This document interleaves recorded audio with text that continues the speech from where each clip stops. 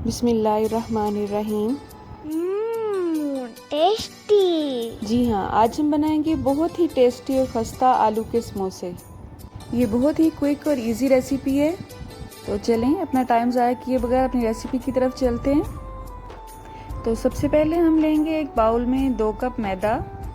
अब हम इसमें 1 चम्मच से थोड़ा सा कम नमक ऐड करेंगे। 1/4 चम्मच के हिसाब से अजवाइन ले लें और इस तरह से दोनों हथेलियों पर रगड़कर वो भी इसमें ऐड कर दें। अब हम इसमें घी ऐड करेंगे। आप चाहें तो ऑयल भी यूज़ कर सकते हैं, मैं मेल्ट किया हुआ देसी घी यूज़ कर रही हूँ। और यहाँ पर मैं घर में इस्तेमाल होने वाले आम खाने के चम्मच यूज़ कर रही हूँ इसके लिए, और ये मैं 6 चम्मच के हिसाब से ऐड करूँगी इसमें। समोसे खस्ता ना होने की मेन रीज़न यही ऑयल की मेजरमेंट होती है। अगर ऑयल और घी कम यूज़ किया जाएगा तो ये सख्त रह जाएंगे। आप जितना ज़्यादा इसमें ऑयल और घी इस्तेमाल करेंगे ये उतना ही खस्ता बनेंगे। ये मेजरमेंट मैंने मेल्ट किए हुए घी की बताई है। अगर आप मेल्ट किया हुआ घी इस्तेमाल नहीं कर रहे हैं तो आप 1 चम्मच कम भी इस्तेमाल कर सकते हैं इसमें। अब आपने घी को इस तरह से मसल कर मैदे में अच्छी तरह से मिक्स कर लेना है। इस पॉइंट पर घी या ऑयल जितना अच्छी तरह से मिक्स हो जाएगा मैदे में, आपके समोसे उतने ही खस्ता बनेंगे। अब हम इसमें पानी ऐड करेंगे और थोड़ा थोड़ा सा करके इसमें डालते जाएंगे और मिक्स करते जाएंगे। इसे हम बिल्कुल वैसे ही गूंदेंगे जैसे आम घर का आटा गूंदते हैं, लेकिन उस आटे की निस्बत इसको मामूली सा सख्त रखेंगे। ये बहुत ही इजी और सिंपल रेसिपी है। किसी भी काम को आप मुश्किल मत समझा करें। जब उसे मुश्किल समझ के सर पे सवार कर लेते हैं तो वाकई मुश्किल लगने लगता है। अब हम इसे 15 मिनट के लिए कवर करके रख देंगे। 15 मिनट के बाद 1 मिनट के लिए इसे दोबारा गूंदेंगे। अब हम इसको बेलने का प्रोसेस स्टार्ट करेंगे। उसके लिए अपने शेल्फ पे या काउंटर पे इस तरह से मैदा बिछा लें। आपको जो भी तरीका आसान लगता है मैदे के पोर्शन बना लें ताकि उसके हम पेड़े करते जाएं और बेलने में आसानी हो। तमाम पोर्शंस के पेड़े पहले से बनाकर रख लें। अब जिस तरह से आम रोटी पकाते हैं उसी तरह से हम थोड़ा सा इसको हाथ से फ्लैट करेंगे। उसके बाद बेलने की मदद से इसको जितना पतला हो सकता है उतना पतला बेल लेंगे।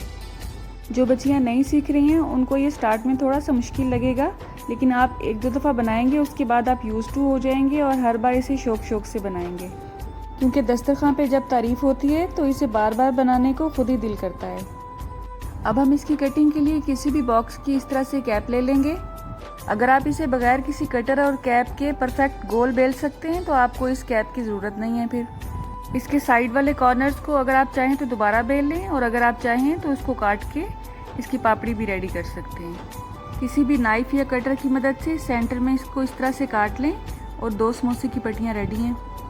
इसी तरह से हम इसको बेलते जाएंगे और इस तरह से ट्रे में अलग करते जाएंगे। दूसरी शेप के लिए मैं छोटा ढक्कन ले रही हूँ, कोई भी ले लें आप, बॉक्स का या बाल्टी का कोई भी, और इसे इस तरह से काट के उसको भी अलग करते जाएं। अब हम समोसे की स्टफिंग रेडी करेंगे। उसके लिए हम 1 पाव आलू लेंगे और उसे उबाल के उसका छिलका उतार लेंगे, और एक मीडियम साइज़ की प्याज को बारीक बारीक जिस तरह से हम ऑमलेट के लिए काटते हैं उस तरह से काट के वो भी इसमें ऐड कर देंगे। आप चाहें तो इसमें मटर भी ऐड कर सकते हैं। ये असल में मैंने आज मटर का सालन बनाया था तो उसमें से निकाल के मैं इसमें ऐड कर रही हूँ। मैं यहाँ पर आधा चम्मच नमक का ले रही हूँ, आप अपने टेस्ट के हिसाब से ज़्यादा या कम ले सकते हैं। 1 चम्मच के हिसाब से कुटी हुई सुरख मिर्च लेंगे। 1 चम्मच खुश्क धनिया पाउडर ऐड करेंगे। 1 चम्मच कसूरी मेथी को इस तरह से हथेलियों पर रगड़कर वो भी इसमें ऐड कर देंगे।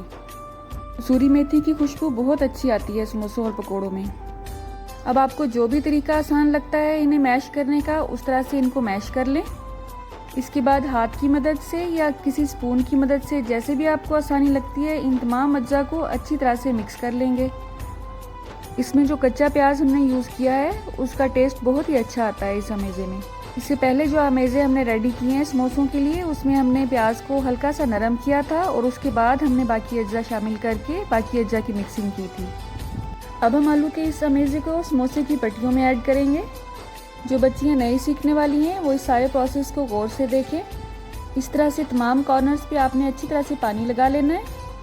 उसके बाद इस तरह से अपनी फिंगर्स को सेंटर में रखें। समोसे की पट्टी के दोनों कॉर्नर्स को एक दूसरे के ऊपर रख के इस तरह से हल्का सा प्रेस करें। आप देख सकते हैं अब ये एक कोन की सूरत में हमारे सामने आई है। इसको एहतियात के साथ अपनी फिंगर्स और अपने अंगूठे में इस तरह से रख लेंगे। जितना अमेज़ा आपको पसंद है समोसे के अंदर खाना, उसे ऐड करेंगे, लेकिन बहुत ज़्यादा ऐड मत करें वरना ये बाहर से टूट जाएंगे। अब इन दोनों कॉर्नर्स को आपस में मिलाएंगे और इनको हल्का हल्का सा प्रेस करेंगे। अगर मुश्किल हो आपको इसको बंद करने में तो आप थोड़ा सा पानी मज़ीद भी लगा सकते हैं। और अल्हम्दुलिल्लाह कितनी अच्छी शेप इसकी रेडी हुई है। आपने वीडियो के टाइटल में दूसरी शेप का समोसा भी देखा होगा। अब हम वो रेडी करेंगे। उसके लिए भी हम तमाम कॉर्नर्स को अच्छी तरह से गीला कर लेंगे पानी से। उसके बाद इसमें आलू का मेज़ा रखेंगे, इसके सेंटर में करके रखेंगे। साइड से कोई भी 2 कॉर्नर मिला के उसको सेंटर में हल्का सा पिंच करके उसको बंद करेंगे। आप देख सकते हैं अब ये एक रोल की सूरत में हमारे सामने आया है। अब जो इसके कॉर्नर्स खुले हैं उसको इस तरह से फोल्ड करके इसकी शेप बना लेंगे और ये बहुत ही डिफरेंट और अच्छी सी शेप बनती है। आप इसकी ये शेप भी ज़रूर ट्राई कीजिएगा क्योंकि ये आम समोसे से भी ज़्यादा इजी बनने वाली शेप है और देखने में भी ये आम समोसे से ज़्यादा खूबसूरत नज़र आता है। इसी तरह से हम बाकी तमाम समोसों को भी जल्दी से रेडी कर लेंगे। इस पॉइंट पर अगर आप इनको फ्रीज़ करना चाहें तो आप इन्हें फ्रीज़ कर लें और जब भी आपको ज़रूरत महसूस हो इनको तलने की तो आप 15 से 20 मिनट पहले इन्हें डिफ्रॉस्ट कर लें और उसके बाद आसानी से इनको तल के सर्व करें। और अगर आप इनको बनाते ही फ़ौरन तलना चाहते हैं तो ये भी आप पे डिपेंड करता है। किसी भी कढ़ाई या पैन में आप कुकिंग ऑयल ले लें और जब भी आप डीप फ्राई करने लगें तो आप कोशिश किया करें कि ऑयल इतना होना चाहिए कि वो अच्छी तरह से इसमें डिप हो जाए। चूल्हे की आंच को हम लो टू मीडियम फ्लेम पर रखकर ऑयल को अच्छी तरह से गर्म कर लेंगे। ऑयल को आपने एक्स्ट्रा गर्म नहीं करना है वरना ये ऊपर से जल जाएंगे और अंदर से कच्चे रह जाएंगे। और ना ही चूल्हे की आंच को आपने बहुत ज़्यादा स्लो रखना है वरना इसका ऑयल अंदर तक जज़ब हो जाएगा और ये एक्स्ट्रा ऑयली हो जाएंगे। चूल्हे की आंच को मीडियम पर ही रखेंगे और समोसों को दोनों साइड पर अच्छा सा कलर आने तक फ्राई कर लेंगे। लॉकडाउन की वजह से आजकल घर से निकलना बहुत मुश्किल है सबका, तो आप ये रेसिपी घर में ट्राई करें। आप इंशाल्लाह बाहर के समोसे खाना भूल जाएंगे। अगर आपके जहन में कोई भी क्वेश्चन हो मेरी किसी भी रेसिपी से मुतालिक तो आप कमेंट बॉक्स में कमेंट करके मुझसे ज़रूर पूछा करें।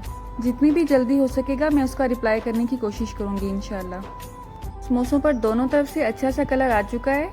आप किसी भी पेपर टॉवल पर या न्यूज़पेपर पर इनको निकालते जाएं ताकि इनका एक्स्ट्रा ऑयल उसमें जज़ब हो सके और सर्व करते हुए इसे अपनी किसी भी पसंदीदा चटनी के साथ सर्व करें। अल्लाह हम सबको रमज़ान की बरकतों से भरपूर फ़ायदा उठाने की तौफीक अता फरमाए।